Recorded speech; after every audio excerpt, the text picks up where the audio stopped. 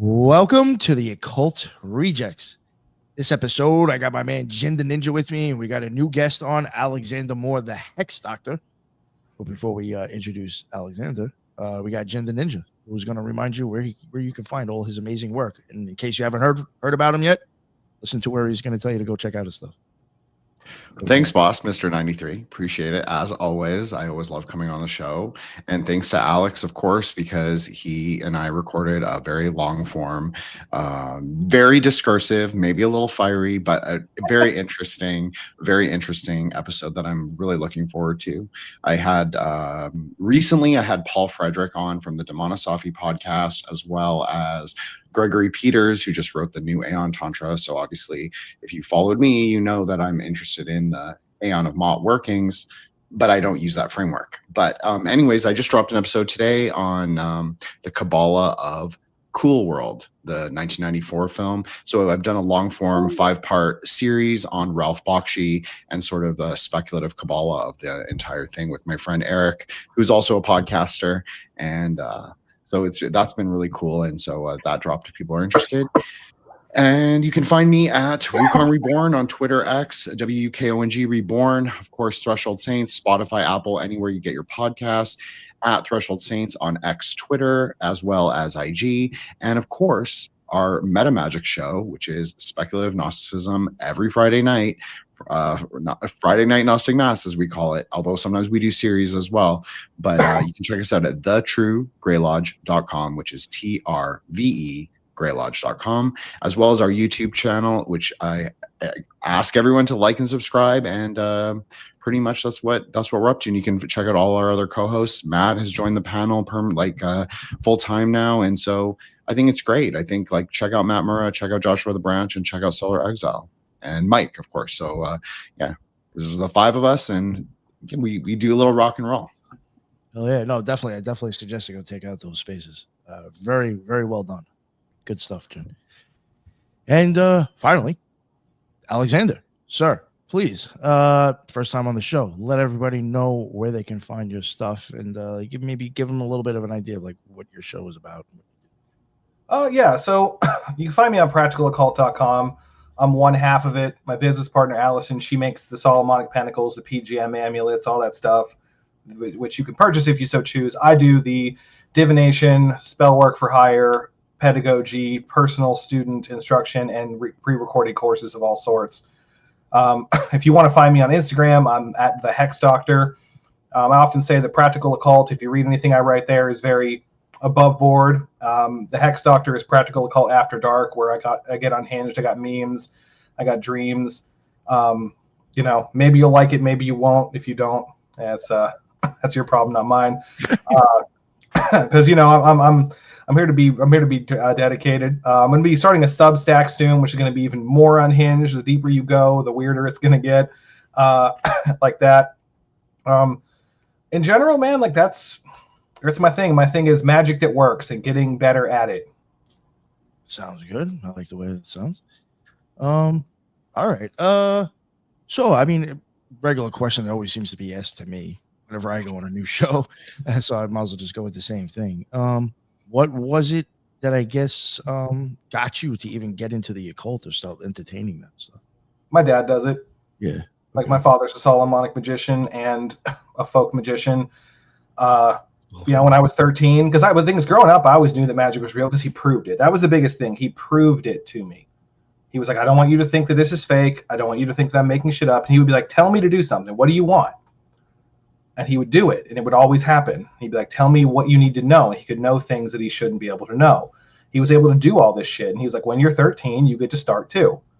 And I'll tell you, man, between ages 12 and 13, I was chomping at the fucking bit. You know what I mean? I was doing everything I could to get there. And again, looking back, having the live wire of real magic in my hands as a hormonal teenager, probably not the best thing for living a normal, less unhinged life, but he didn't really give a shit. And that's how I got started. And from there, I met teachers that either knew him, or I would do magic to meet other teachers, ask spirits to bring me mentors and things. And it's been a lifelong obsession for 24 years now. Nice. Oh, wow. That's a long time, actually. Yeah. Some amount of time, dude. Yeah. It's interesting that it hit me with the folk magic. I mean, you mentioned that earlier too. What would you consider for the listeners who may not actually? Because I don't think I've really ever had anybody on for folk magic. What would be your, I guess, definition of folk magic for people? So it's defined very differently. Honestly, just said at the risk of being a little bit spicy, depending on how political a person is, you're going to get a different answer. You're going to get, and again, it's from my perspective, when I say folk magic, what I mean is things like candle magic, making poppets, making charm bags, doing things like that. But it goes a little deeper than that in a more operative animistic fashion. Now, the biggest thing is regionally in the United States, you're going to have different kinds of folk magic. So most people, when they hear about like folk magic, they think about hoodoo. Now, hoodoo suffers from not a lie, but an academic distortion. So Harry Hyatt wrote his Hyatt material, and that became the only written idea for a long time on hoodoo. So people associate it with Delta regional hoodoo. Now, if you study hoodoo, for example, in Macon, Georgia, which I did, and in various parts of Appalachia, you'll see entirely different systems. There's a book called American Shamans by a guy called Jake Richards, who interviews in the 70s a bunch of practitioners of conjure, folk magic, hoodoo, root work. It's all different words for the same thing. People hate me for saying that, but it is. And you will see a lot more focus on out-of-body experiences, psychic development, speaking to the spirits within things, as opposed to simply, I'm going to light a candle. Now, don't get me wrong, a good folk magician, you don't want them burning a candle on you because they can hurt you. The biggest thing that I would say about folk magic that people lose out on is the depth of it. And that can be found with the example of putting live things in somebody. The idea of producing physical snakes, worms, parasites in a person that they vomit up using only magic. I have heard of that. This is a thing that has been documented in U.S. newspapers forever. In fact, some of our earliest poisoning laws are as a result of slaves making human figures of somebody and praying over them, because a spiritual poison was considered, and ought to still be considered, as genuine as a physical one. Now, this also dovetails in the most cases into like Solomonic magic, because a lot of people will use the Greater Key of Solomon as a broad framing right structure for their folk magic. So the enchantment you do before you summon or before you consecrate the pentacles, and the stuff you do directly after, if you bookend your folk magic with that, it boosts its power, right? Because you're calling on several different forces to bring it in. If you add planetary hours to your folk magic, even more. Right, it all scales up, all towards the purpose of, once again, your shit working. Yeah. Do you I have like a few questions here. When it comes to folk magic, would you also consider that almost something that's like very it's very much in like the area that you're from? Almost. Yeah, I mean, it could be. So I would argue that it once was more now than it is, because the area that we're from is the fucking internet, right? Like yeah, if you find like an old head in the game, they'll tell you that you should go and learn the bioregion where you live or where you're from, go learn what the herbs do and stuff, and you should. That's great to do, right? But in reality, and this is where I get a lot of people kind of fucked up, is like, it's more than just the roots and herbs. Ideas can be conjured. Promises can be conjured. For example, everyone knows if they get a piece of your hair, some of your blood, some of your skin, they can work you. But if you make a promise, you gave them part of yourself. If you send a nude, you gave them part of yourself, right? If someone gets their hands on your natal chart, they got you. They got the moment you were born. They can conjure you. They can work you. To quote an old teacher of mine, pick you up, put you down, turn you all the way around. And they can, right? But the thing is, you're from the internet. I remember being a kid and thinking to myself, oh, well, shit, I can't get a hold of someone's picture. But then MySpace happened. And I remember a teacher of mine at the time, I told her about it, and she went, they're putting their pictures out there. They're putting their parents' names, their birthdays, everything. I can get anybody now. You print out that shit. Because again, it's one of even if you look at like PGM sorcery, it's a lot of like so-and-so who so-and-so bore, right? So let's say you go on your LinkedIn or something. Let's say you want to get a job, right? Because it all has to work, right? If you want to get a job, you find the hiring manager of the company. You got their picture on LinkedIn. Maybe you can find their Facebook or whatever out of that. Maybe you can't. But if you look deep enough, you can find shit about their family. So you're like, all right, hiring manager Joe Smith, who Martha Smith bore, born on this day, whatever, you're going to hire me. And then if you want to scale it up into Solomonic, you get yourself the third pentacle of the sun, you print that motherfucker out in the day and hour of the sun, you put the picture of the person on the thing, you conjure it correctly, you know, the name of the Father, Son, Holy Ghost, I make you Joe Smith, whatever happens to you is this thing. And then you light some candles around it. You use like the first pentacle of the sun, or no, I'm sorry, the third pentacle of the sun, the control pentacle with the stave things. And each of those angels in a cardinal point, you call all of them in a certain order, and you're like, help me work this motherfucker, make me shine bright in this guy's eyes, and then boom, you got the job. Even if it's over Zoom, even if it's over a resume, or even if it's over a hiring thing, doesn't matter, you got him. So from a distance, especially because again, where are we from? We're from the internet. That's the world now. You can work anybody. Damn, that was impressive. Can I say a couple bars, Nick? I just want to say that was a great point, Alex, about that we are from the internet, and the internet is the carnal ground. So the internet is a great place to do magic on people, as well as you should guard your birthday. I know nobody likes that advice, but you really should guard your birthday and your logna particularly, which is your birth time. Yeah. People underestimate how potent that is, but that's a very potent idea in Tantra as well. That you can actually take someone's Shakti, someone's power through their logna. Yeah. In Conjure, it's called stealing someone's stars. It's the same thing. Yeah, I mean, you could just do it, right? Like stealing someone's luck, stealing someone's nature, right? Their personal power. I mean, it's a dirty game, you know. If you go down to the ground level, people get aggressive. I'll make sure I never fuck with BD. I forgot to give her all my information. I'm just saying, man. But you can also protect it, right? You can poison shit like that, right? Like, let's say you got a social media presence, you got ops, right? Because we all do. What you do is you make a fake candle spell that looks like something, but in reality it's something else. Like you make it look like a prosperity spell, but you put like the fourth pentacle of Saturn underneath it. You call those spirits, and you're like, any motherfucker prints this out, tapes it to a candle, get them. Like poison their lives. That's how you make like a honey trap, right? And, you know, I mean, again, you know, like I always tell my students, game is game, right? and I'm a player. You know what I mean? Like you got to understand that the world is a hairier place than it was, say, 10 years ago as a result of this in the first world anyway. Oh, yeah. All right. Well, thank you for that thing with the folk magic. I appreciate you. I thought it was well said. Thank you. Thanks, man. Yeah.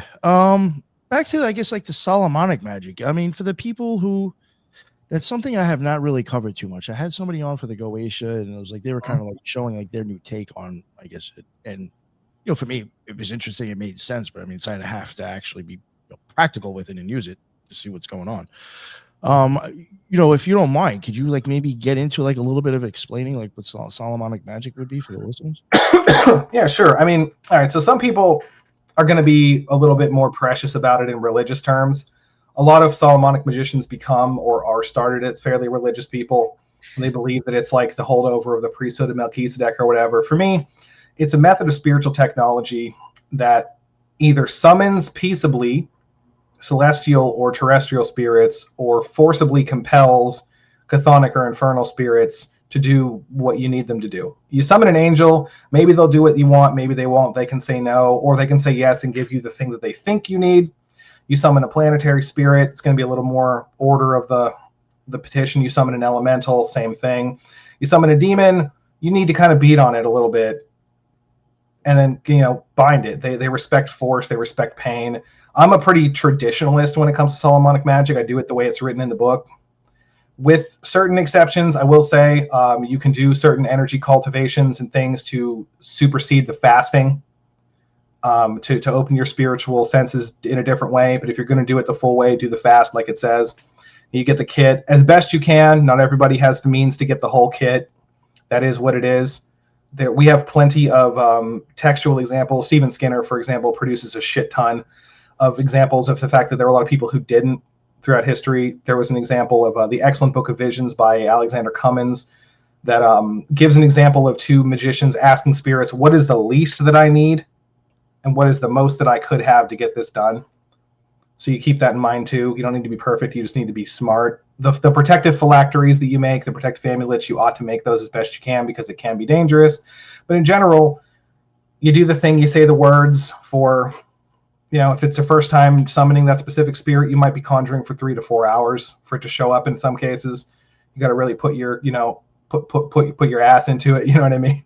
Especially because you want to see it. Ideally, you want to see it. Now, this is where people get kind of fucked up. If you read your Agrippa, you'll understand that the visionary capacity of a human being is in the Renaissance worldview as real as your physical sight. Okay. Now, does that mean you can't physically see these spirits? Sometimes you can. Sometimes they're full HD right in front of you. Sometimes they're not.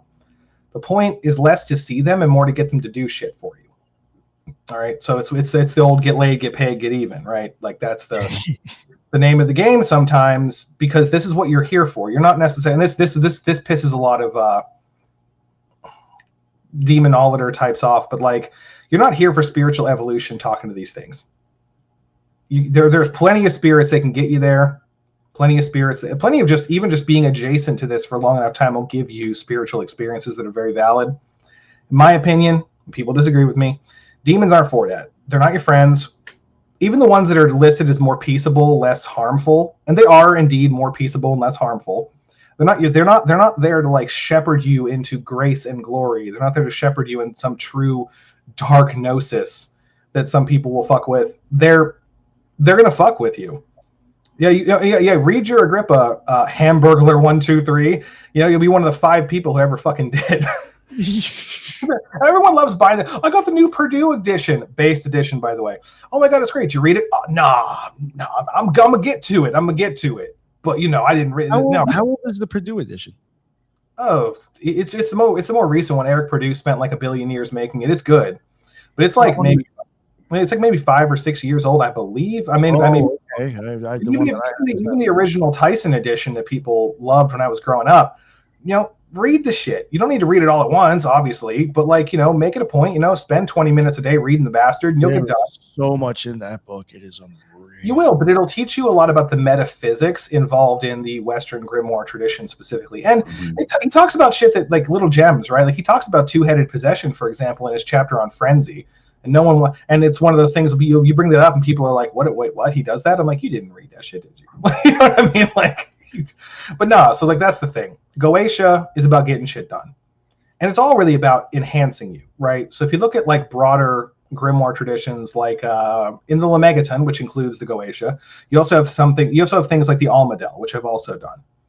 Summon angels of various seasons. They give you cool shit. They enhance your life. But if you do it spring all the way through winter, they kind of right the ship of your life. Like those can give you spiritual guidance as well as physical boons, right? If that's what you want, then absolutely do that one. It's easier in so many ways. But if you want, again, to get shit done, and keeping in mind, and I've said this on a couple of podcasts, a couple of interviews, people will often ask me, why would you beat the shit out of these demons? Why would you bind them? No, only 5 people. I counted. No, but that's a good point. There's 3 of us here right now. No, but truly. Well, then the other 2, I don't know where they're out there. They're working. But well, I love Agrippa. I've said this many times. Alex. But I just want to interrupt you really quickly. I'm sorry, Nick. Because you're saying something really interesting, and I actually agree. I think that you and I meet a lot in the middle on this, actually, is that like the Goetic spirits are not worshipped. Like they're not meant to be worshipped. I'm 100% with you. But I think a lot of left-hand path people believe that they are some kind of substitution. Critical detriment, sure. I mean, right. Absolutely. Yeah. But I just wanted to ask you about this thing that David Rankin talks about. David Rankin coming on. Yeah, sure. Yeah, Nick's show and my show. Pretty soon there. So he talks about blinds, how Agrippa put in blinds, how there are blinds in basically the entire grimoire tradition, all the way up to contemporary Western texts, especially. But this is also a thing in Tantra. We don't call them blinds, but scandalons, skambas, klipas, whatever you want to call them. Sort of like traps that a magician puts in, whether it's a pronunciation issue, incorrect Hebrew, maybe incorrect correspondence. And Kroll even said he did this himself. He would in 777. So, I want to know how you deal with those things, how you recognize them as much as you want to tell, and then how do you rectify them? So I actually think there are far fewer of them than people realize. I think that oftentimes people will say that as an excuse not to do the work. I think that people will say like, oh, they didn't actually mean bat's blood for this ink. Yeah, they did. Go kill a bat. It's not hard. Or like, well, I disagree with you there, because I know in Tantra there are inner outer secret layers. So immediately, because of Sambodhya Gaya, Twilight language, we would know that that's an incorrect sort of presentation. And there is a way to read Western wisdom texts with a kind of Twilight language, which is not an uncommon thing. I mean, Gurdjieff talks about it. Ouspensky talks about this. Sure. So I would argue that a lot of the grimoire tradition is separate from the wisdom tradition. I would argue that a lot of these things are manuals that are meant to be done for practical purposes for those results. For example, using the bat's blood thing. I killed a bat, used part of its blood to make an ink. The ink is more magically potent as a result. This is actually where we tie it, in my opinion, to the folk magic behind it, where you awaken those spirits. I think that there are some things in the Western tradition that do have blinds, but I think that a lot of people will make excuses for their lack of extraordinary results and extraordinary effort and hide behind that sort of knowledge, or that sort of claim, rather, that there are these blinds for these things, because frankly, I think people are lazy. I think people don't put the work in, and they don't even halfway believe that magic is really magic. That's a big thing that in my career I've been trying to, hammer fist as hard as possible. Magic is actually magic. If you make excuses that your magic isn't actually magic, that's why your results are subpar. You should be able to do these things with enough effort. Is it easy? No, absolutely not. But it's certainly perhaps easier to assume that a thing is a blind. Again, this is a thing that I disagree with a lot of people on. I think there are some, but not as many as people think. I could see that. My issue with a lot of people's work is that I don't think it'll be understood unless people cross the abyss. So that's the whole problem for people that have. If somebody's crossed the abyss and then they put out work, I don't think you'll understand it unless you've had that experience. So that I could see people considering maybe a blind. But I do think, especially Crowley's work, I don't think you'll understand all of it unless you have that experience. That's just my opinion. I mean, I don't know if that's a blind, but it's still like you're not going to understand the work. There's certainly something to that. Like, so the reason why I use, for example, the Almadel as a counterpoint example to the Goetia. I love that you brought that up, dude. Right. So you do the Almadel. It's very simple to do. It's very easy. It doesn't require even a fraction of the effort. And you'll be visited by these angels, whether you see them directly or you're visited in dreams or you're visited just in life circumstances across the calendar year, from spring all the way to the end of winter. And they will guide your life. They will build you a better life, and you will be brought spiritual discernment, greater wisdom, greater spirit sight and senses. Some people I know have been brought into contact with patron spirits. I hesitate to attach it to the concept of the holy guardian angel, but it's something similar enough, I suppose, that some people have had. I mean, it brings you where you need to be. In my opinion, especially things like Goetia, that is an instruction manual to get shit done in life. And that's why it can work separate. It works suboptimally, separated from the greater key of Solomon. But the fact that it works by itself, and there are people who have built entire lives, great lives, like abundant, crazy abundant lives based off of this, shows me that the technology, which is my primary focus in all of this, the spiritual technology works, and it works well, and it delivers 95% of what it promises. I have not personally been able to use that magic to make a thing levitate, although I have tried. I have not been able to personally use that magic to make something teleport, although I have tried. But I have achieved remarkable, don't even bother talking about it because no one's going to believe you unless they were there level shit with that specific stuff as well. You think, I don't know what your other stuff is next, and I'm not asking you to explain it, this next level stuff, but you think, you mentioned like levitate or move something. You think if that actually happened, do you think like when it really happens, I might actually like freak you the fuck out? Like that's real. That's not a faith anymore. Now it's a knowing. No, sure. So this is exactly why I bring up that like my old man proved it to me. There is magic that can do those things. Oh no, I believe it. But the thing is, it's one of those things like when you see it, you only want more of it.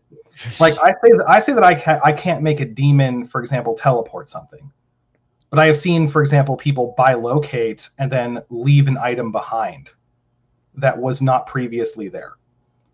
So there are definitely things that can do that. I'm just saying that is not what I've pushed this system to be able to do. But the point is, even if you look at like what these things do, yeah, they can make you smarter and they can make you learn things faster and they can give you allegedly true answers to divinity. That is a thing I actually do doubt, because every spirit has an agenda. You know, they're all going to have their reasons for telling you things. And these things are clever. So if you ask them, like, how was the world created? Or like, you know, which God is the real one, or which one is whatever, you're going to get something that it is going to try to talk you into things. That's why I was very fortunate that I got good advice early on about, if you summon a demon, you should give it a one and done job.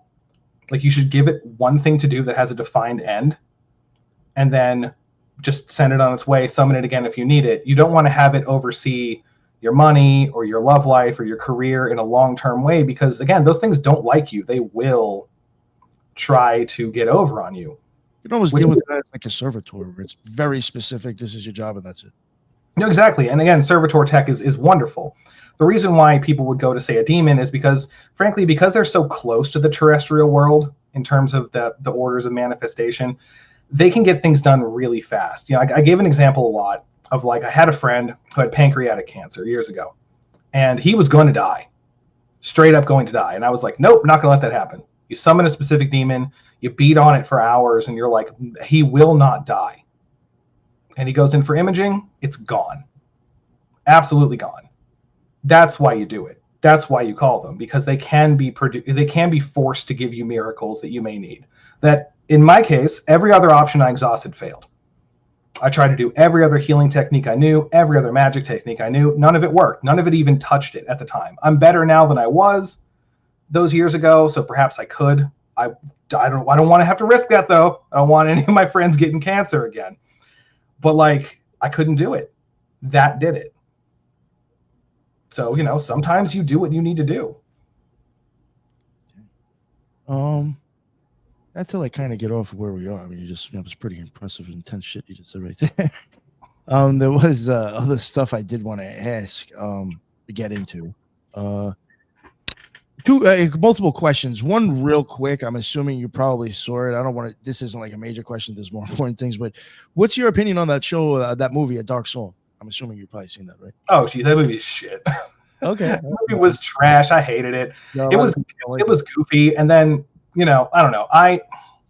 There's some occult cinema I love, like early Hammer horror stuff. Big fan. You know, a lot of anime-based occult cinema. Big fan. But like, no, A Dark Song was not my favorite thing. It wasn't correct to the Abermelon operation, and it was just stylized and goofy. And realistically, the one thing that was accurate was the skeevy, like, magician who was trying to utilize the ritual that she was having him do with her for his own. Like, that's real. Yeah. Like, I've met that dude in 1,000 different faces, right? Like that dude is real. He's out there. He's listening right now. Check it off. It's like that wasn't even part of the ritual, was it? No. But you know what? He was in there doing it. But that's the thing, man. Like that, I was never a particular fan of that film. I just want to say, just in defense of that film, I just want to say that I agree with the critique. However, a lot of modern magicians, like there's like all these young guys that run like these magical training centers all over America, I guess. It's a thing. I know a few of them on Twitter, and I'm mutuals with some of them. Anyways, they do this like very similar to what is depicted. Like their kind of training regime and their training course is much more similar to what is depicted. I'm not saying it's textually accurate. I'm just saying it looks like something that is done in a contemporary setting now. I mean, maybe. And, you know, I'm sure that's out there. Mike, I would be curious to see how well it worked.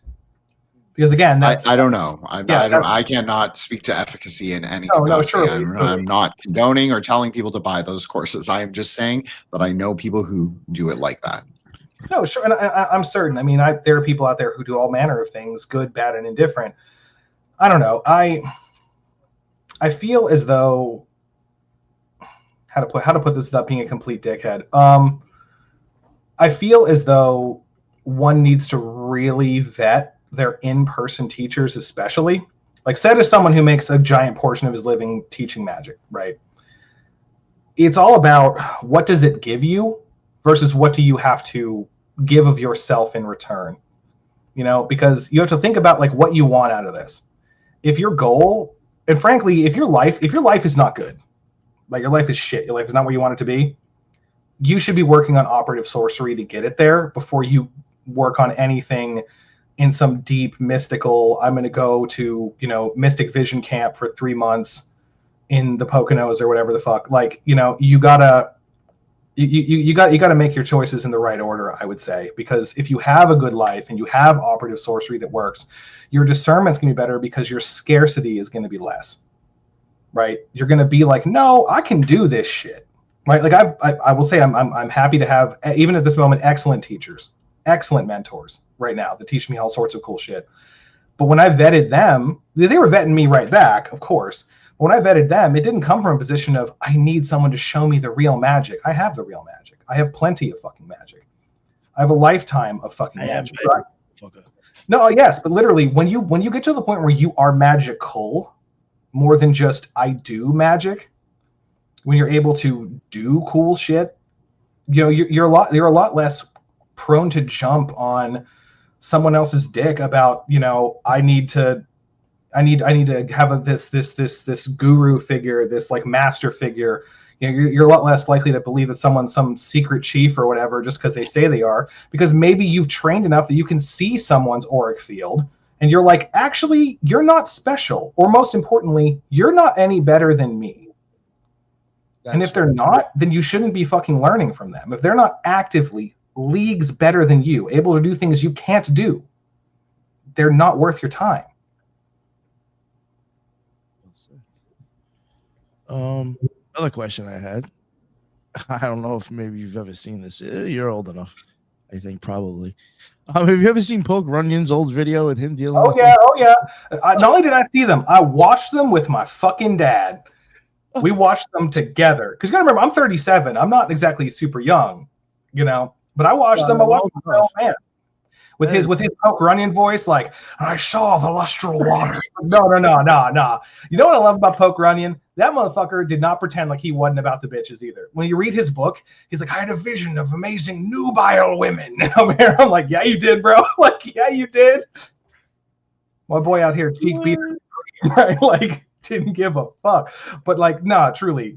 Poke Runyon is a treasure just because of how he didn't give a fuck. Like, he was doing what he was doing. I don't necessarily think that his opinions on certain things about how Goetia works were completely correct, but people have had great success with his system, so I can't knock its efficacy. I just think that he fell into the category of, at least stating outwardly, a less of a general belief in the reality of spirits than I would have preferred.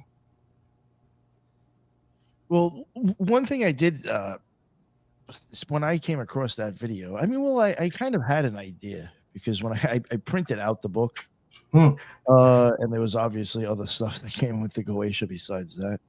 But the one thing I did appreciate is that he did focus on, like, you know, there is other books in this thing besides the Goetia. Probably should be read before you deal with that.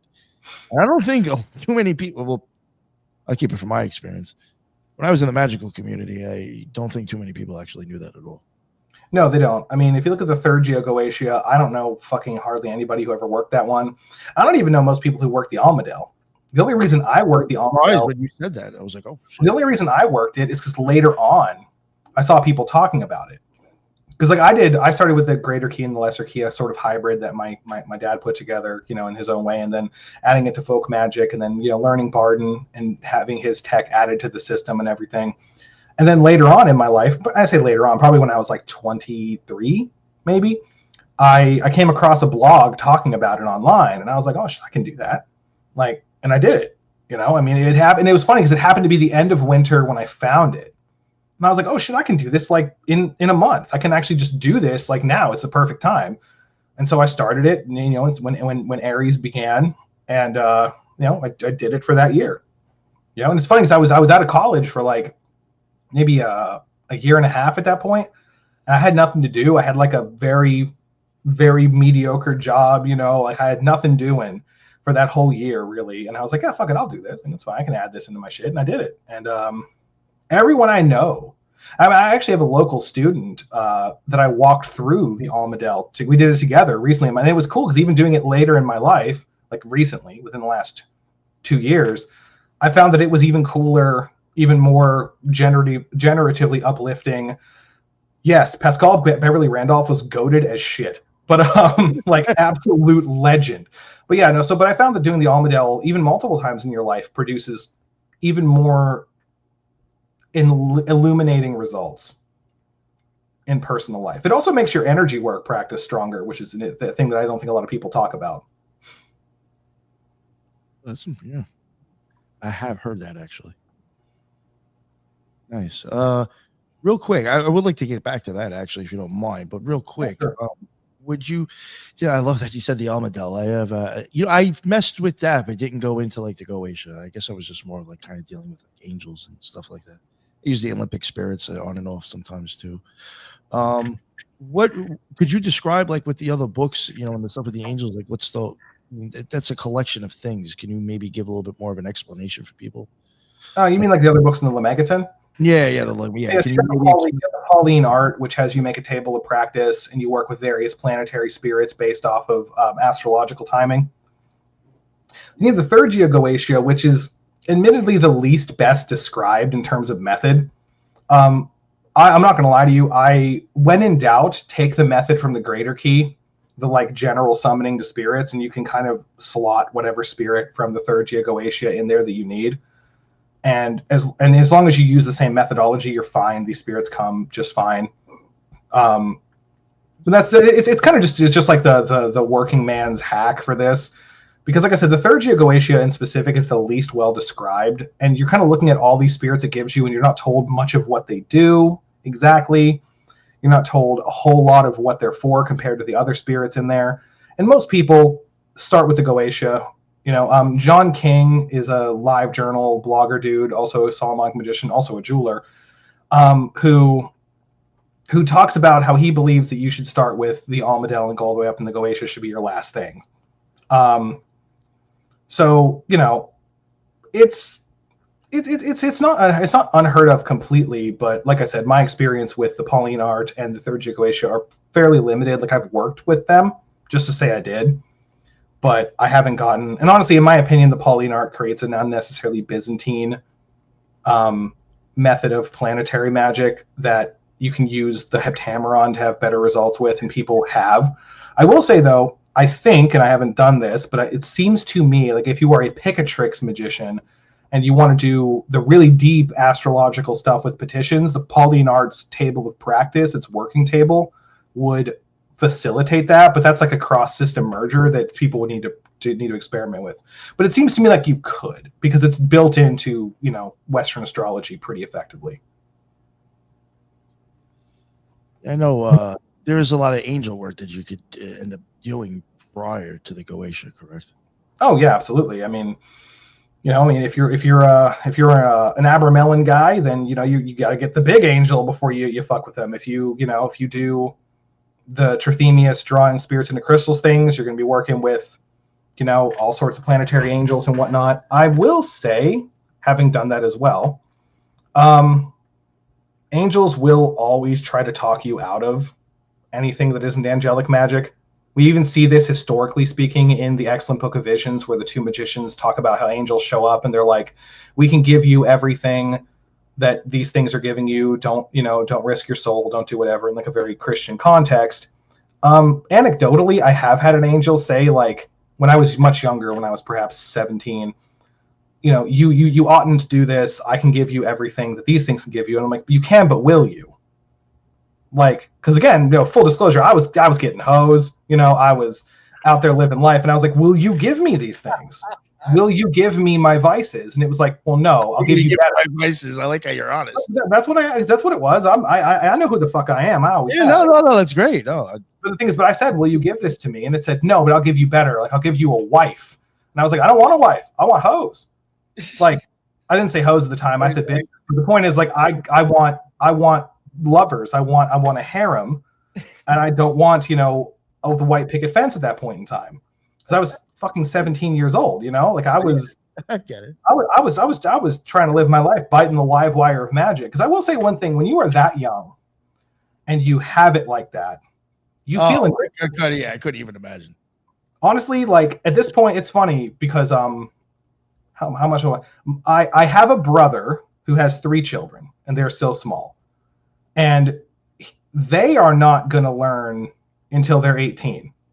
Like that was the agreement because of how much I got up to when I was a kid, because it's one of those things too. Like, somebody pisses you off, that's a bad day for them, man. Like, because you have the live wire of I can do whatever the fuck I want and nothing's really going to stop you. Like a thing I was told when I was very young.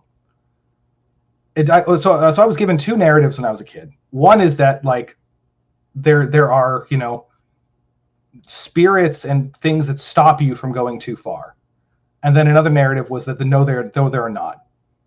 Like there's no police for this. There's nothing. I don't know which one I believe to be true. I think about this occasionally because I've done good and I've done bad in my life, and eschatological questions are fascinating. And the more you project out of your body, experience spiritual states, talk to divine beings, all these things, at least in my experience, I'm left with more questions than answers because I don't see a lot of proof one way or the other. But it is interesting because when you are a kid, that is the last thing you give a fuck about. You know what I mean? That is not what's on your mind. You're just out there trying to do what you're trying to do. But it is that same handful of wild years that built a skill set in me early, because I was doing magic for magic's sake. You know what I mean? Just to do it, just to feel that feeling, you know what I mean? To feel that rush of, holy shit, I did this. Like, I made this happen. And I chased that my whole life. I still do.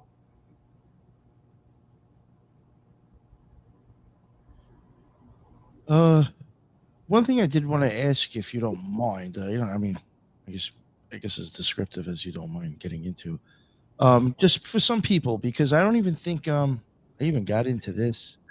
The guy that I had on who was into the Galatia Solomonic magic. Can you give an idea? Obviously, since you've practiced it, you could do a lot better job than I can. But would you mind maybe giving people an idea, like the whole circle, the triangle, what you're wearing, all that stuff? Like what? Yeah, sure. So if you're doing it traditionally, like explain, because so somebody like maybe explain a little bit more. This person may have no idea, like when you're saying you're doing sure. Yeah. So if you're doing it traditionally, you have what I refer to as a protection array and a containment array. Right, the circle is your protection array. Different grimoires will give you different circles. They all include god names. The traditional one for the Goetia, and it's funny because when I was taught the circle in English, not Hebrew, because my old man doesn't speak Hebrew, and he was like, "Well, this is what it says," and we have textual evidence, especially from like the Dr. Rudd stuff, which was not unique to Stephen Skinner's knowledge. Incidentally, there are families of people who know this. But also, you look into it and you're like, well, this is what it says in Hebrew. Because in the back of the Goetia, it will tell you, even the DeLawrence edition will tell you what it says. Like they'll translate it. And you're like, all right, cool, I'm just going to write this in English. So, it's got the names of planetary angels, which you then walk around the circle and you call them one after another to protect you. You will have been wearing vestments, usually like a white linen robe. Some people will wear priests' robes. My mother's people were kind of like weird magic Catholic. So I, stole a priest's alb from a church when I was a kid. I had it. What's up? I had an alb. Yeah. So you get that. You might have a knife. You might have a sword. If you're doing the full Greater Key of Solomon setup, you have a lot of stuff. You have like special shoes and special this and special that. You don't really need all that, to be completely honest with you. You're going to be wearing the Pentacle of Solomon on your neck that brings spirits into control of you. You have the Ring of Spirit Fealty that you have to make or have made. In the era of today's world, you can easily order that shit on Stephen Occult. Oh yeah. But so you can get the ring on fucking Etsy or whatever. Again, my old man is a jeweler, so I was lucky that way. Then you have the Hexagram of Solomon, which you wear kind of like a Masonic apron. I believe that's probably where that was. To be fair, though, most working Solomonic magicians that I know will actually have that just propped up on their altar rather than wearing it, because you don't really need to wear it. The thing just needs to see you. They need to see it, because you say, like, behold the hexagram of Solomon, assume a comely form. That helps to bind and control the demon. The triangle is going to have three specific god names around it, and in the center it's going to have the name of the archangel Michael, which you also call to help bind the demon that you summon. You like trace it with your sword or your knife through inside the circle. You're going to have a little altar, probably just to have your stuff. Like, you're going to have a Liber Spiritum, a book that you specially make to contain the spirits' names and their seals. You're also going to wear the seal of the spirit. You're going to call on a layman around your neck. Typically, if you don't have jeweler skills, which I don't, I did not inherit that from my father, by the way. You're going to put that on like virgin parchment, because not everybody can be fucking making laymans. You know what I mean? There is one specific item, the lion skin belt, for protection. We find in more recent grimoire translations examples of like a deer skin belt, like a stag skin belt. I forget what it's called, the Summa something that Stephen Skinner just put out. There's an example belt with all the 72 Shemhem Forash angels' names on it to provide protection. There's lots of these things. Those aren't strictly necessary. I have found in my own practice that the fifth pentacle of Mars, the one with the scorpion on it that terrifies and binds demons, can be used in its place, just as an extra layer of protection on you. Supposing you have all that, supposing you've purified yourself correctly, either through the fasting listed in the book or through energetic practices that you have to be, crucially, actually good at. Like, you have to not suck at those for this to be able to replace that. Then you're standing there, you get the calls ready, and you start to do the incantations after you've blessed yourself, blessed the candles, blessed the everything. The Greater Key of Solomon includes an entire section on like, this blesses the pen you use, this blesses the book, this blesses the thing, and even including a general blessing, which, by the way, for those who want a cool trick, the general blessing can be used to enchant fucking anything, like anything. So if you're like making, for example, a mojo hand in a folk magic context, you drop that general blessing on it, it boosts it. So don't think it isn't eminently useful, because it is.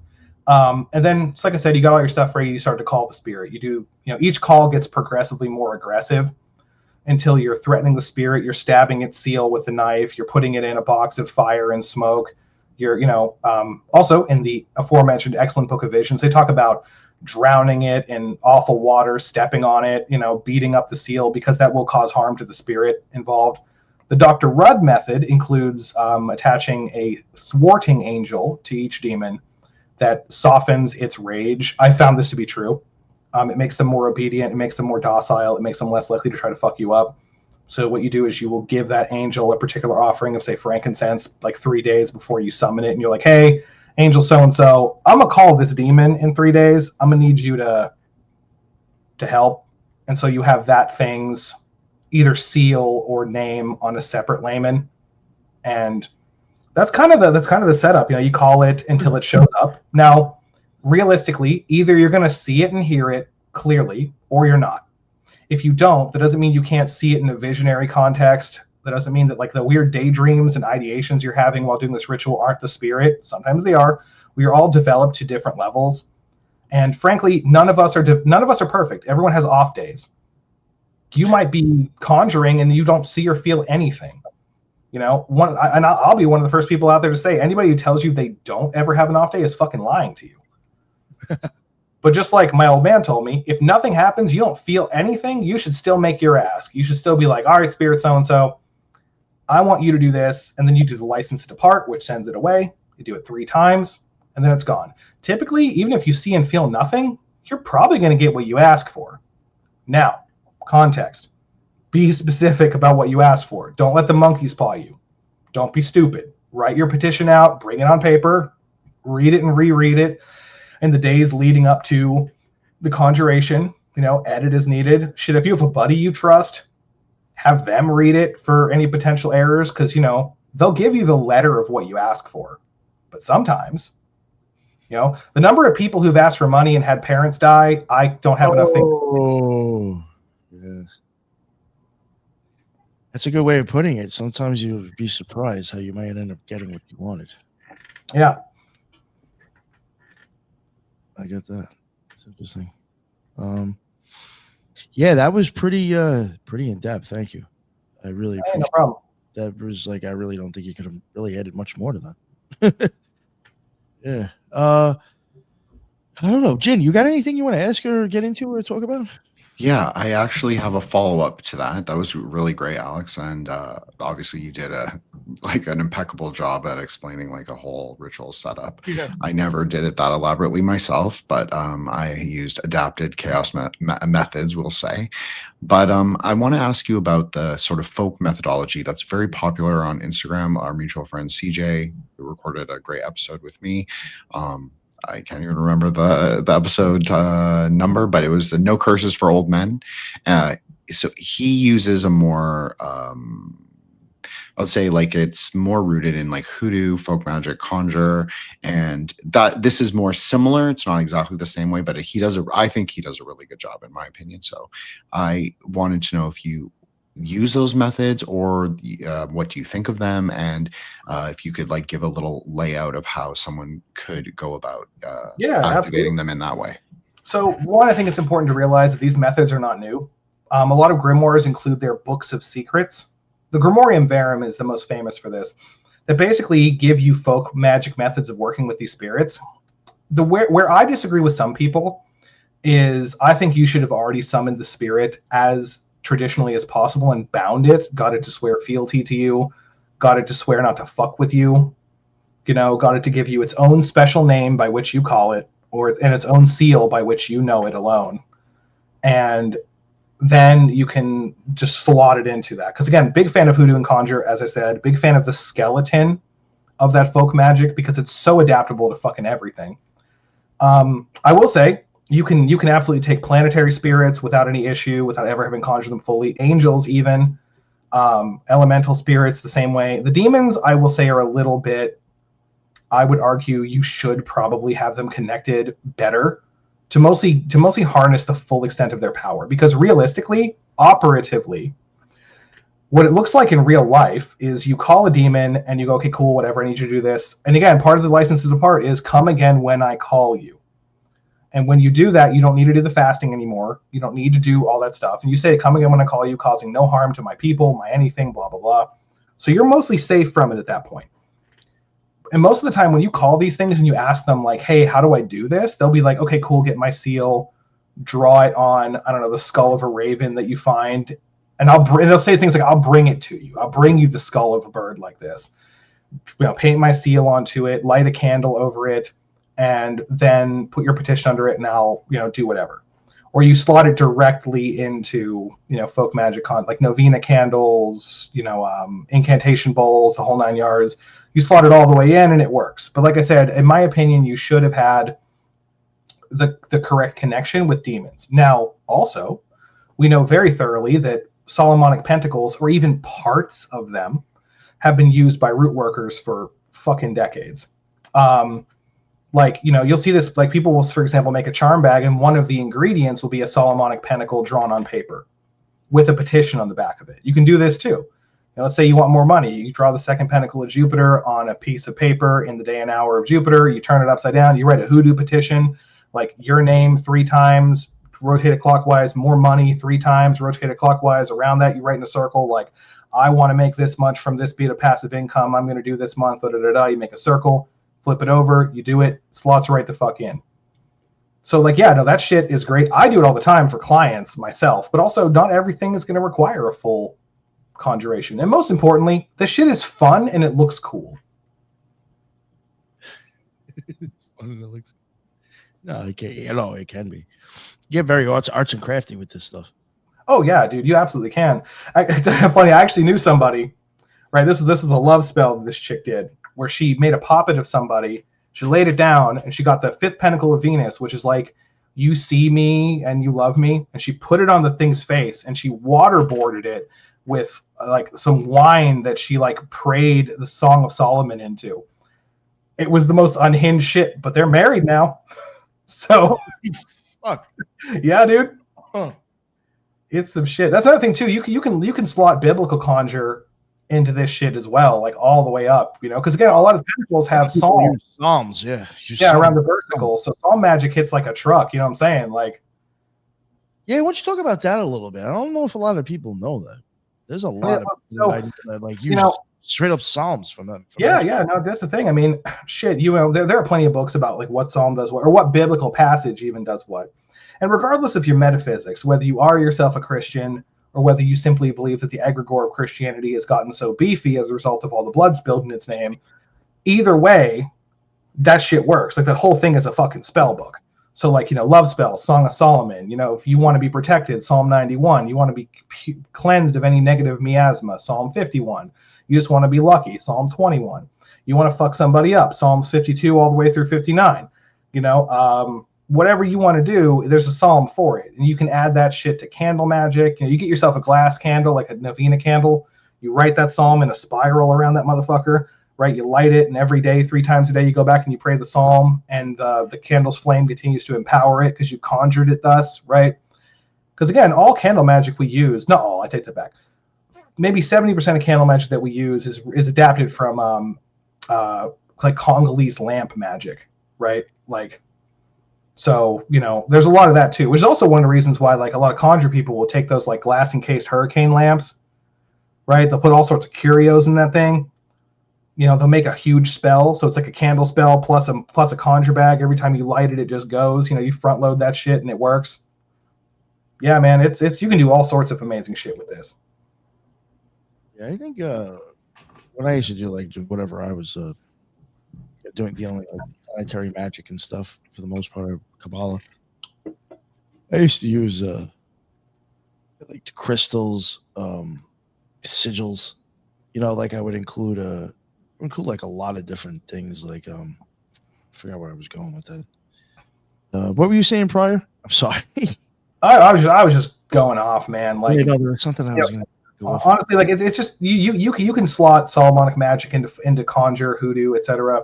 super effectively, and there are people who do it and make their whole careers off it. There are people who build lives off of that shit. It works incredibly well. I will say, sorry, Nick. If you remembered, I don't want to interrupt you. No, I think Alex was reading my mind because actually I love Psalm 52 through 59, although I use 57 for a different purpose. But you can also use it in an imprecatory way, certainly, if you read it. Mm-hmm. There's elements of that in it, or at least reflection, deflection. And but yeah, those are some great imprecatory psalms. Really underrated. Really underrated. I just want to say that. No, I mean, if you feel under threat by anything, you read Psalms 52 through 59, and then you finish it with 51 and 23. So you're cursing people, and you're blessing yourself. Then you're purifying yourself, and you're blessing yourself. You do that morning, noon, and night. You'll see who your enemies are. Their teeth will shatter. They'll have emergency dental work. They'll fall down and hurt themselves. They'll be blighted in many ways. But warning, though, if you do that shit, it's going to work. And people you thought were your friends, maybe they're not your friends. You know what I mean? So just understand. Oh, I don't know why I was bringing it up, but I remember now. What I was going to say is that, like, I think maybe your candle magic made me think about something about how, like, I would incorporate that and sigils and, like, a whole bunch of stuff, like, regardless of, like, what I was working sometimes. Oh, yeah, no, it's just a great... It's like a planetary magic, and then somehow I would just incorporate that candle has the right color. I might have put the right oils on it, maybe dressed it with some herbs that match everything, too. Just to have... extra, whatever. Yeah, it stages it up, man. It's this thing. It's sort of the ubiquitous sort of... Plus, it can be fun. It's fun as fuck, I think. But it's also the ubiquitous structural language of magic at this point. The only thing I will say that I find to be a weakness that it has is you will find a lot of people, and I hate sounding like some like bitter old head because I have a beef with boomers in the occult community in general. Like I will say that full on. But a lot of people, they can't do magic without fucking candles. And like if you can't like get a piece of earth and conjure it, and if you can't get water and pray over it and enchant it, if you can't capture the wind in a knot using ligature magic, like you need to work in balancing your shit, right? I think there's an elemental imbalance because I'm a big Barden guy. I think there's an elemental imbalance in the occult community of fire. I think that's one of the reasons why you're seeing a lot of misplaced aggression personally. And I think it's because of the ubiquitous nature of Instagram candle spells. They look great. But it's like, can you do the magic with a different element? You know what I mean? Like, yeah. Jin, did you have anything you wanted to say? Well, Barden emphasizes meditation, and this is something that Nick and I often, well, Nick, obviously it's his show, but he always asks magicians whenever they're on. And it's something that him and I speak about on the show and then also privately, just the importance of like a fundamental meditation practice. I just wanted to know if that is a part. No, sorry, Nick, I'm not trying to steal your question. It's totally Nick's question, but you know, is this a big part of your practice, Alex? And how important would you say it is? And in relation to Barden, who says it should be like a daily thing? Oh yeah, crucially. No, if you don't have at least a daily, at the very least, a daily mindfulness practice, and I think it's gonna be more than that. I mean, my bare minimum meditative loadout is observing my thoughts, single pointed focus, and then vacuity of mind every day without exception. And I do multiple hours of seated energetic practices, you know, astral practices, all sorts of stuff every day. I mean, I do it, but again, like I also do this for a living, so I have the luxury of having the time. But like I do know, I think it's crucial. And I think if you're not training your magic, the magic that is you, rather than just spirits, you're missing out. It's one of the reasons why I have a love-hate relationship with Barden and have my whole life. Because I think that he produced one of the best, although I would argue maladapted training methods that we have in the Western canon. I would argue that there are people now who teach Barden better than Barden.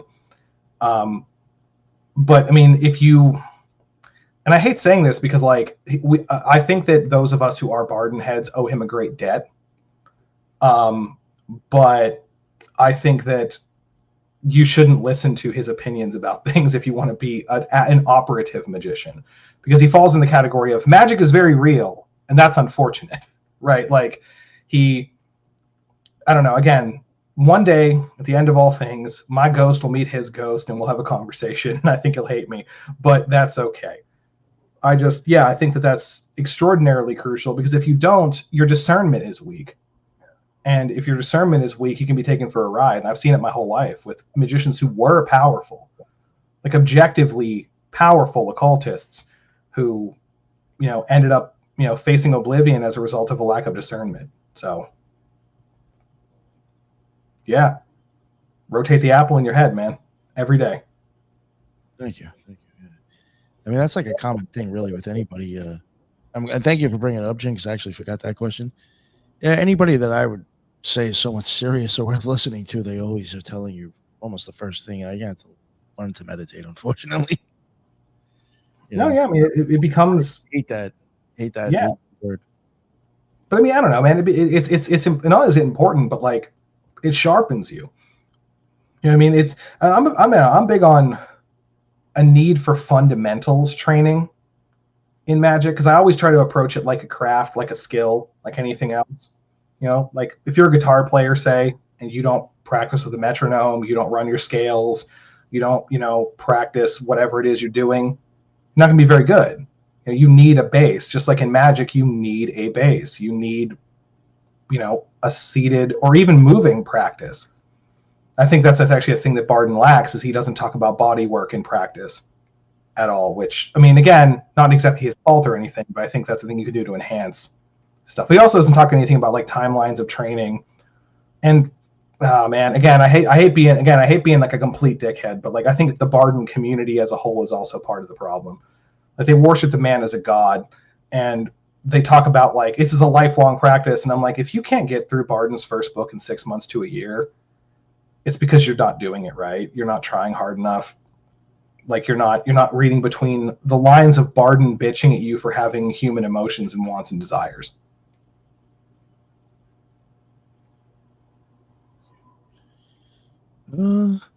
Something else I thought about asking, but I lost it a bit ago.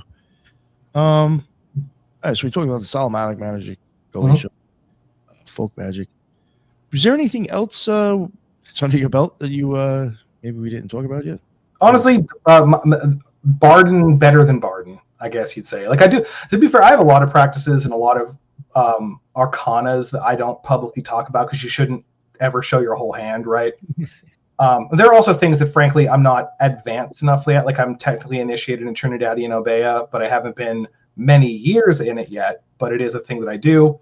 But yeah, I mean, when it comes to the other thing I do, it's actually a big thing I teach. You know, I put out a thing called the Principles of Magic course, where I basically teach Barden's first book and part of his second, with some adaptations that make it more workable, with some timelines of training that make it more reasonable. And the reason I did that was because I was doing one-on-one teaching pedagogy for people who wanted to learn, and I realized that a lot of people just weren't as good at this as they thought they were. And it's kind of heartbreaking when you're talking to someone who's like, I want to make my life better, I want these amazing things, and I've been doing magic for 30 years, and you're like, have you? Or have you been adjacent to magic for 30 years? Like, have you? It's kind of like someone goes, oh, I've been playing drums since I was 14, and you're like, no, homie, you owned a drum set since you were 14.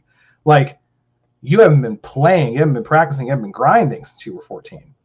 And I found that people lacked, even the ability to hold a thought in their mind for a few minutes without interference.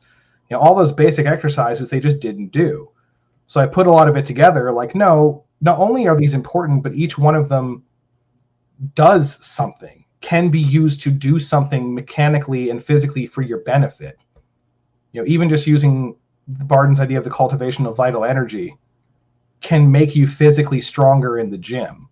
Like, you should be able to do that and see physical results. It can make you, if you push the elemental air through your body, you should be able to run faster or longer, or hike for longer distances without fatigue. Like, you should be able to do these things provided you've put in the requisite time. The thing is, Barden didn't talk about this, and I do. If you put in 5 cumulative hours of an elemental energy, you should be able to generate it cleanly.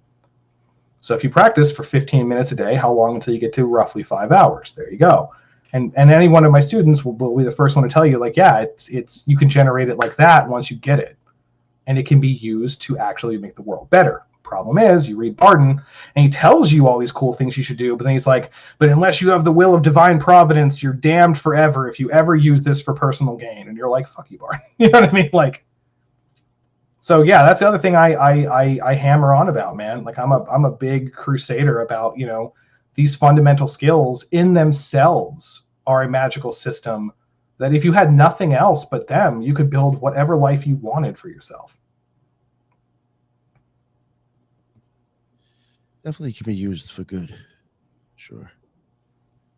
Jen, you got anything else you wanted to ask or add?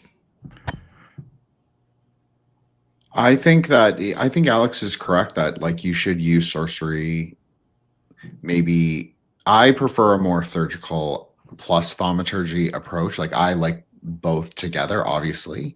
I would practice the Keys of Solomon slightly differently than Alex described. I say it's a unified system between Goetia and angels, and they're just merely reflections of each other. And so to work them in that way is more synthetic, maybe more Christian Kabbalistic process. Like, you're going more for a Tiferetic consciousness, as we often talk about on the show. So that's just my personal opinion. And obviously I take a non-dual approach, but I agree that you should use the practices not only to better your life, your material life, but also yourself. And just like self-improvement is possible, people can change. They are fluid. We're in flux. I think that's a really important point for right now, because a lot of people forget that they have their own agency, their own free will. And I do actually believe in free will very strongly. So I even think that if you have a strong enough free will, I actually think a lot of magic won't work on you.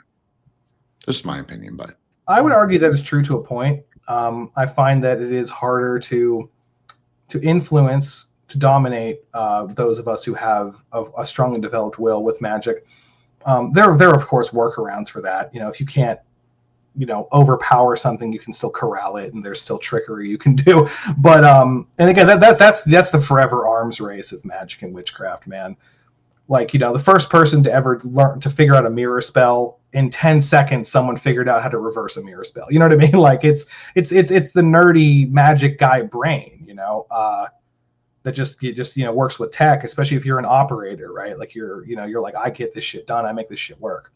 But yeah, I mean, but even looking at like Barden's cultivation stuff, like, if you want to be smarter, packing your head full of the element of air will make you smarter, will make your memory better.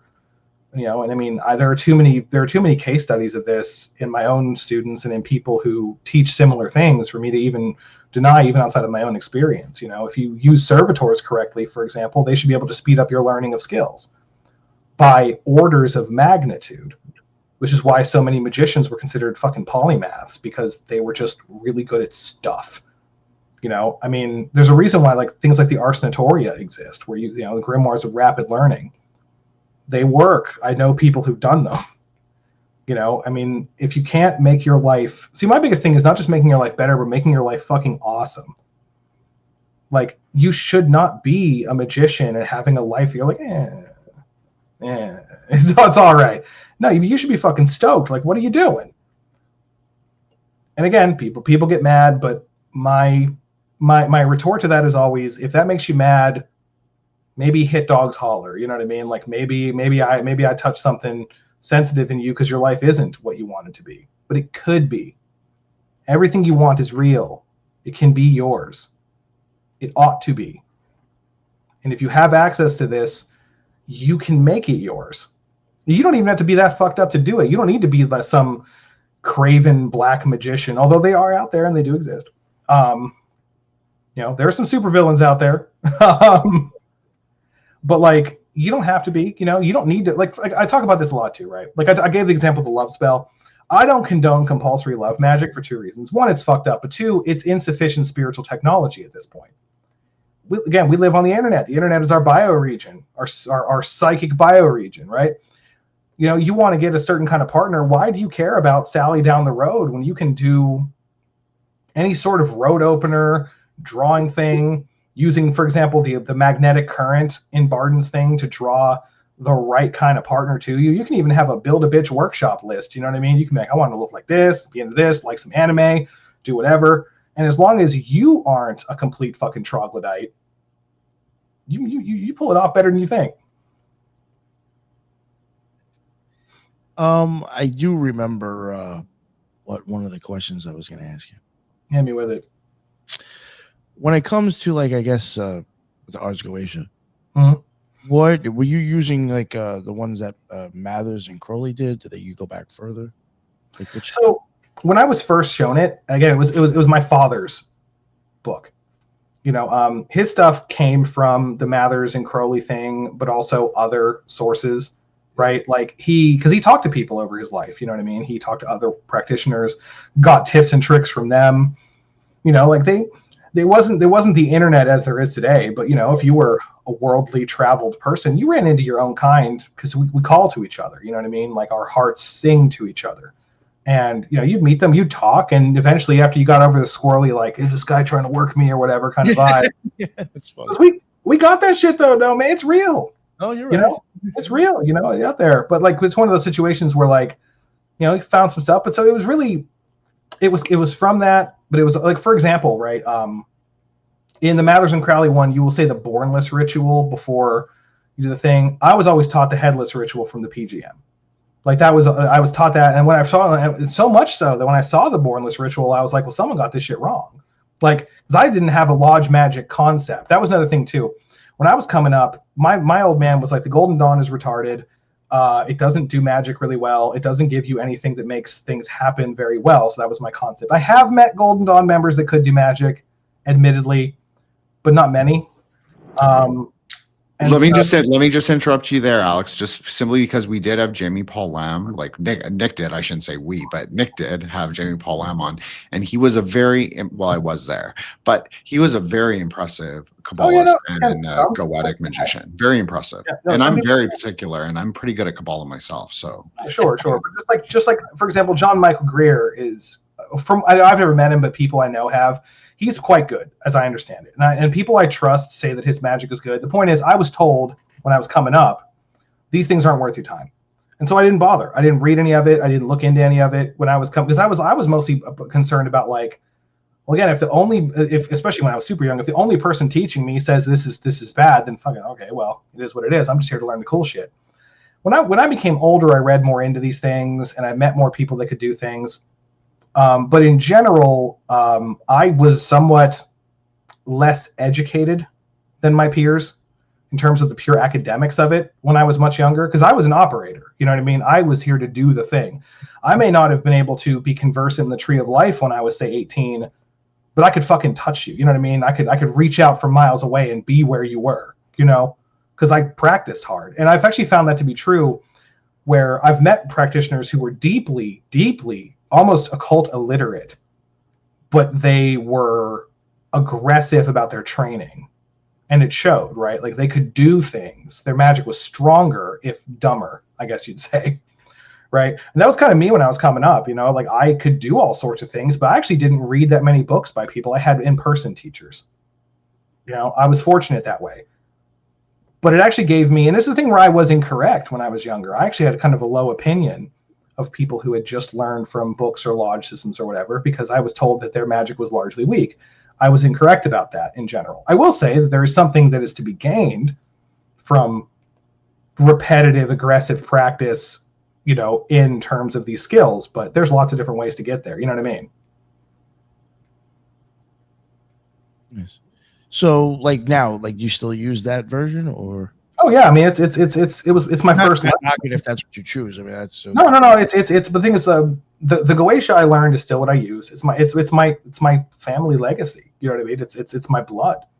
Yeah. Just like I look at Barden as something I can't walk away from, and American folk magic is something I can't walk away from. Not that I would ever want to, but that's who I am. During my like formative years, growing up, having puberty, learning these things. These things are as attached to my soul as anything could be. Like I will always find home in those practices. As critical as I am of Barden. Yeah. Have you ever had any experience of the Ars Notoria? So personally, no, but I actually know I have two really good friends who did work some of it. One of them for musical talent who had none, and then within 6 months he was going to jam, because I play guitar, right? He was going to jam sessions with me, and he's not amazing, but he went from like 0 to competent enough to go to a jazz jam session. So like that's fucking, if you know anything about like specifically like improv based jazz, that's fucking impressive. Right. And another person learned Latin in relatively short amount of time. Yeah. So like the Ars Notoria absolutely works, but I have not personally done it yet. Yeah, that almost makes me think about what's his name? Giordano Bruno with like his whole memory shit. Oh yeah, no, dude, big Bruno fan over here. Big fan of the Mind Palace, right? Like, I fuck with that. Nice. Yeah, I just released a solo show on him like a couple of weeks ago, 2 parts. Dude was a gangster. Absolutely. Oh, fucking guy had I guess I don't know if it was really his mouth. I guess it was his pen. Yeah, but it's like every time he would just put something out, but like this person's a fucking idiot. Like that's basically what he was doing, and why people didn't like him. It's because he was arguing and being kind of a dick about it. I mean, the man had an aggressive aspect. What can I say? I know, I love it. I think it's hilarious. Yeah. So, isn't that funny? He would totally panel specifically, 3 of us, and we all have like we're all a little fiery, and I think that is right in. Right, yeah, exactly. Now it is. He's perfect. But yeah, I guess there we'll wrap it up there. I'm sure we can have a discussion on something else in the future. But yeah, pretty much got whatever I was like hoping to ask you and talk about. So well, shit, man, I'm glad to be here. Thank you for having me. I hope I didn't ramble too much because I get off. Oh, dude, that was great. You explained a lot of stuff that I've never actually had talked about on the show before. So that's great. Because I do think, Jin, I may be wrong, but like I'm pretty sure Jamie Paul Lamb didn't really the way he did it. I don't think it was like the way he does, right? No, he definitely, but he trained in Golden Dawn. So he had like all the ceremonial fundamentals, like for a decade or 2 decades or however long. But the way he adapted it was much more like my style. I mean, I'm not saying because he kind of invented his own sort of even working methodology. I would say he invented his own. He kind of pioneered his own style, but he is taking cues from chaos magic. So it's more similar to how I would maybe approach a more traditional system myself, just simply because that is my like origin background, but like Agrippa plus chaos magic. So yeah, I just think that the chaos magic thing seems to be a lot more popular with like you've had so many people on, Nick, like from the OTO or from this, and they're all talking about consciousness now. They're all talking about meditation. They're talking about Dharma. They're talking about just it's magic in a very different way, and it's much more similar to that late 80s, like early 90s chaos magic. And even Alex is talking about like cyber magic. Well, of course, like you can't talk about cyber magic without talking about like Peter Carroll and Liber Chaos and Liber Cyber and all of those books, because they talk a lot about this, like using sort of like the internet as a sort of primordial ground. Maybe you could even say maybe it's not the primordial ground, maybe it's the carnal ground, and you're using that as sort of like to supplement, or as Alex said, like the sort of the ground we dwell on. So you're using that as like the place, but it's not really a place, it's kind of unfixed. So it's both very powerful, and it also maybe opens the door to like certain negative backdraft more intensely than the quote unquote real world. Just one way to think about it. No, I think that's decent. I fuck with that. Yeah. But yeah, that's what I thought. I didn't think he kind of did it the same way. So, again, thank you, Alexander, because nobody's ever covered that before on the show. So hey man, like I said, man, I'm glad to be here. Yeah. Jin, real quick before we let Alexander plug everything, where can people find you? People can find me on X Twitter at Wukong Reborn, WUKONG Reborn, at Threshold Saints on X Twitter and on IG. That's the show account, and on the Grey Lodge at our YouTube and our website, which is thetruegraylodge.com, TRVE. Graylodge.com, and I just dropped an episode, so make sure to check that out. And Alex and I do have an upcoming episode, which is really good, to be honest. And I think I'm looking forward to that. Actually, that episode helped me sharpen a lot of my personal beliefs, and I really appreciate you having me on for that one. Absolutely. Well, all like discourse is the fire of perception, right? So all things sort of like the best ideas arise from the ash of the, of the flames of aggressive speech. So I think it was a really great episode, and I appreciate that Alex came on, and I appreciate that Nick, of course, had Alex on, and just growing the circle, I guess. And thank you, Nick, again for having me on. And I'm really excited. You've got so much lined up for us, and I won't spoil it all, but yeah, the Occult Rejects has a big lineup the next 3 weeks. So thank you so much, Nick. Appreciate it. No, of course. No, I'm very excited. Very excited. And thank you, Jen, for real, for coming on. And thank you for when you suggested the guest. I appreciate it. It was great. Alexander, please let everybody know again. Yeah. You can find me on practicaloccult.com. That's where all my stuff is. You want to. I write articles there. I sell classes, sell readings, sell spell work, sell mentorship, etc. You can find me on Instagram at the Hex Doctor. That's where you see more of my just goblin level internet dweller personality. And I'm gonna have a Substack coming soon where you're gonna see the sort of unholy amalgamation of my goblin dweller internet personality with my deep cuts on magic. The Substack is gonna be for like intermediate and up practitioners. It's not going to really be for people who just want to like get the 101. That's on Practical Occult. You can find it there.